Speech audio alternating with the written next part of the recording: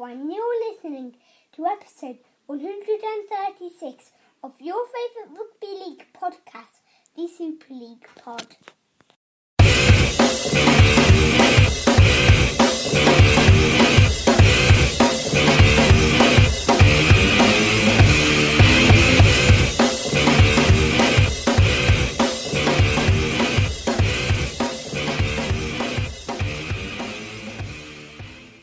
Okay, welcome along everyone to the Super League Pod. No, it isn't Freaky Friday and I'm not 13 going on 30. That was friend of the show, young Joshua Mackenzie, doing the introduction this week. And what a fabulous job he did, Mark. Yeah, it's good. I got the pleasure of meeting him along with his mum and granddad on Saturday afternoon at the Warrington versus Hull game. Brilliant. And what a charming young chap he is, and what a great job he did on his intro debut. Absolutely. No, I was gutted not to be able to go along with you, and from what Mark says, he's an absolute credit to his family, this young man. So bravo, and thank you, Joshua, once again for contributing. He's a bit of a frequent Super League Pod contributor now, isn't he, Josh? With his season reviews and his love of Hull KR. Coming out in everything he says and does. It's wonderful to have such a young... He's definitely our youngest regular listener, I would say.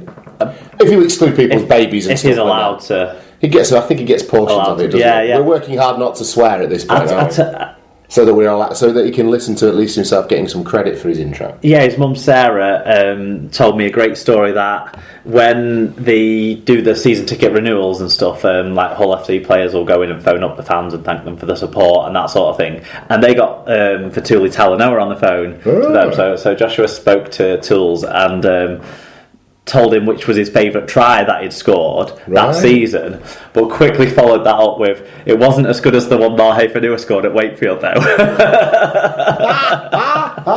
Oh, I love a precocious young child. Never ever ever change, Joshua. That's fabulous, mate. Well done.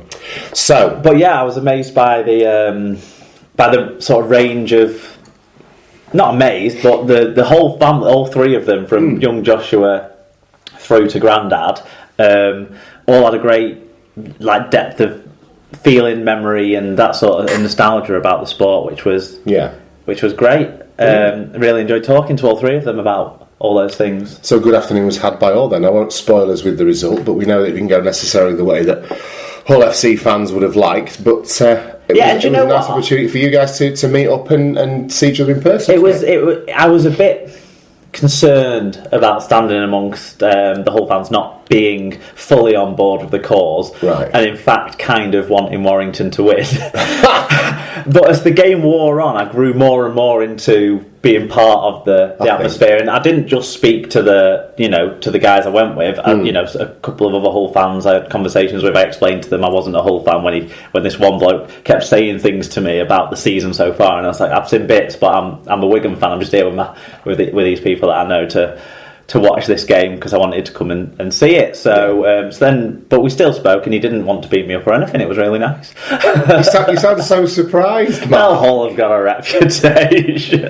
Wow. No, in all honesty, it was a really nice afternoon with the guys, and I'm really grateful for Joshua wanting to contribute and be a part. But Sarah was delightful, and I didn't actually catch Sarah's last name at all. I was going to stitch you up, but I thought better of it. Even though I spoke to him for most, probably the most of everyone. I loved his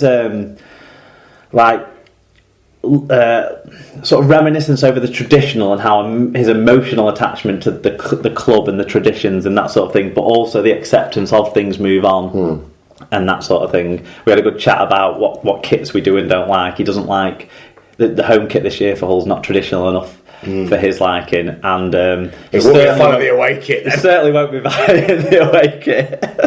Every credit. Oh, that sounds wonderful. So, apart from that, how's your week been? What's been going on? Anything else exciting happening? My week's been okay. Well, I want to talk about your week now. Your big excitement, your radio spot. Yes, of course. No, that was very exciting. Yeah, for the uninformed, I was invited. Well, no, I wasn't invited. A number of us were invited, and I responded to the call to appear on. Well, I don't know. Talk we were Sport. both invited. Yeah, so we were both invited, and it was you were very sensible, and it was a bit late late at night for you, but I took on the mantle and represented Super League Pod. And I'm very grateful that you did, because I was gutted when I realised I wouldn't be able to arrange a late start or anything the next day at work, just circumstances. So I was hoping that you'd be able to do it, and I didn't want to put any pressure on you, but you gleefully joined in the show. No, it was exciting to be asked and to be given the opportunity. And so it was about 1:45 in the morning on TalkSport Extra Time, so that's like their through the night talk show. It's all talk, isn't it, on TalkSport? But it was good fun, and it was a bit nerve-wracking to kind of, like, I prepped more for that 10 minutes than I do for a full series of Super League pods in some respects. I had league tables printed out, I'd highlighted things, I was all set.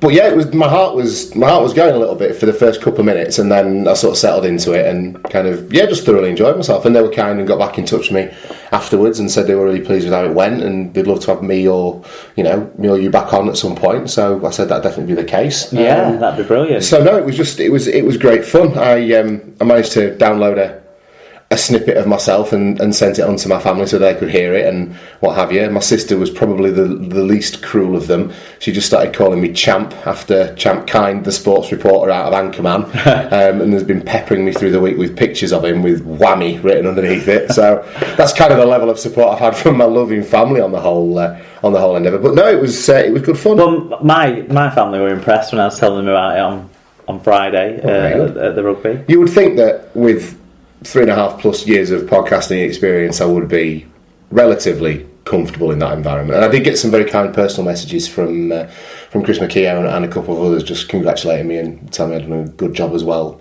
privately over Twitter. So thank you for that, gents, and thank you to everyone who got in touch about it. It was a big thrill. Great stuff. So that's about it, really. I've been away. Yeah. I've been away for a family weekend or a family birthday on Sunday over at sunny West Yorkshire and met my youngest cousin, of course, little Owen, who's just about to turn 1 in the next couple of weeks. He's an American. Well, his dad's a Geordie and his wife's Cuban, but he's an American, and they live together in Miami. What a world we live in! What a world we live in, indeed. But he does have his first Bulls top now, so we've got an overseas Bulls fan in the making, I would say. But that's been it. Shall we get back to the podcast and talk about the listener feedback? Yeah, definitely. Brilliant. We've got absolutely tons, which we like to see. So we're going to start with... brilliant. Off you go then. With Tyler Katz fan. And it just gets better. Who is actually at Langers38, but it's brilliant. And he got in touch to say... Maintenant alors les gars. Right. J'adore le podcast, mais je teste les tigres. Le ballon va bientôt éclater. Very good. Hashtag Liberté pour Gigo. Excellent. Which means? Well, I think the first part is something along the lines of now then lads. It's now then. Well, it's now then boys, but it'll go with now then lads. Yeah. I love your podcast, but I hate the Tigers. Yeah.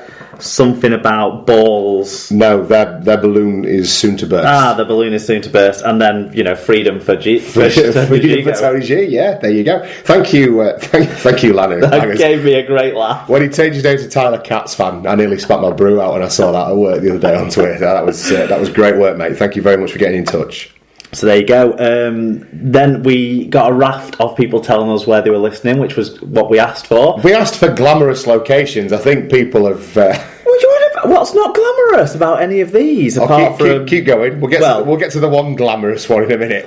I think the first one was very pretty and picturesque. That David Powell sent through. He said, listening to the pod on Tuesday morning, walking into work at Audley Park, Cheshire. It just says a great deal about my upbringing that I assumed Audley Park would be the name of a council estate. So. Did you not see the picture? No, I didn't see his picture. Him walking through a tree-lined path. Well, then I take it back. Brian Davies said, listening to the podcast on the Tuesday 15:05 to Wakefield from King's Cross.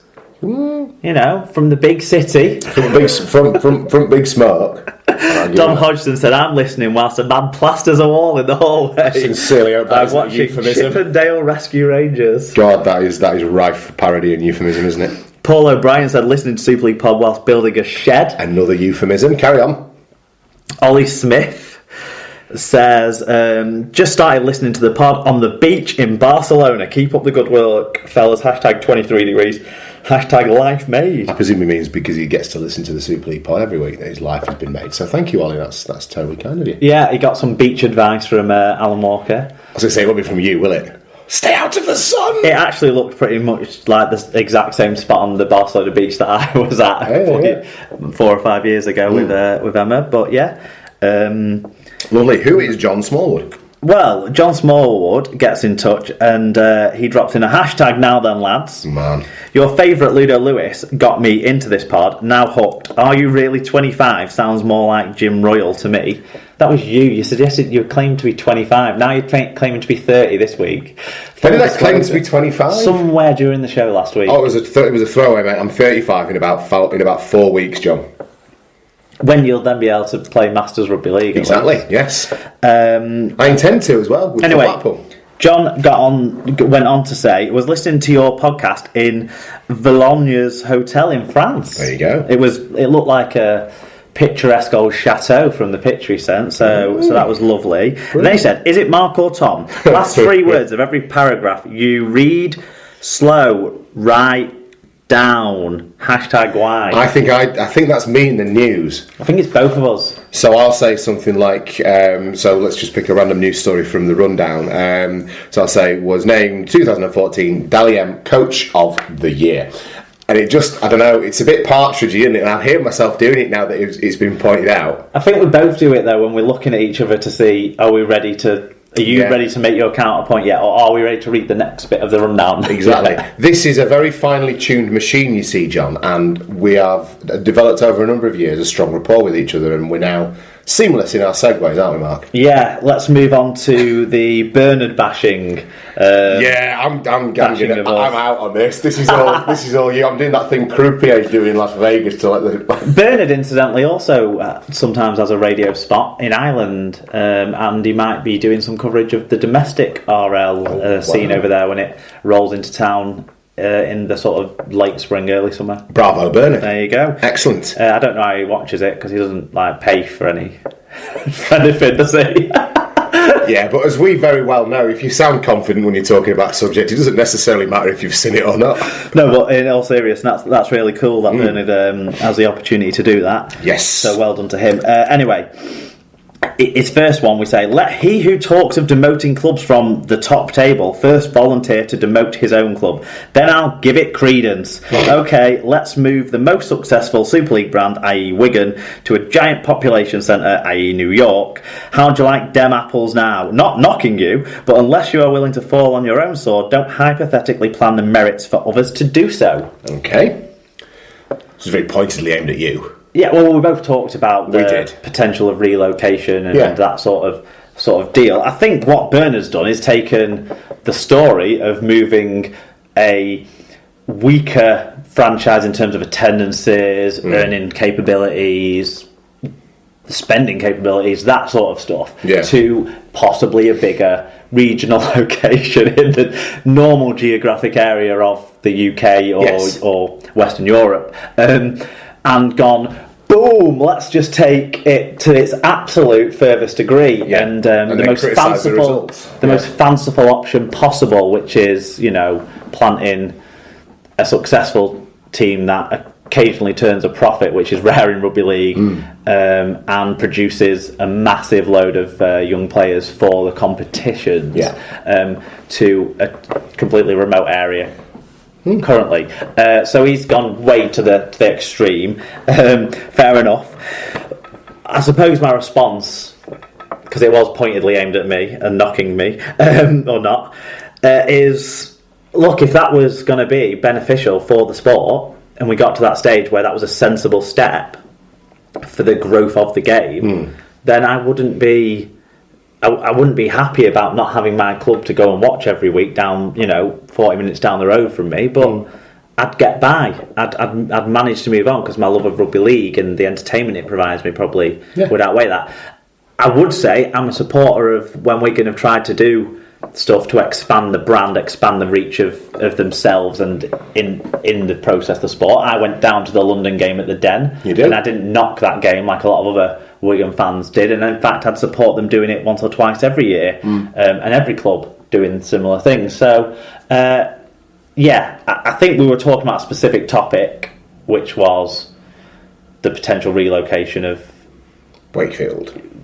Wakefield, hypothetically, or similar clubs that are struggling to reach the standards expected of, say, income generation, crowd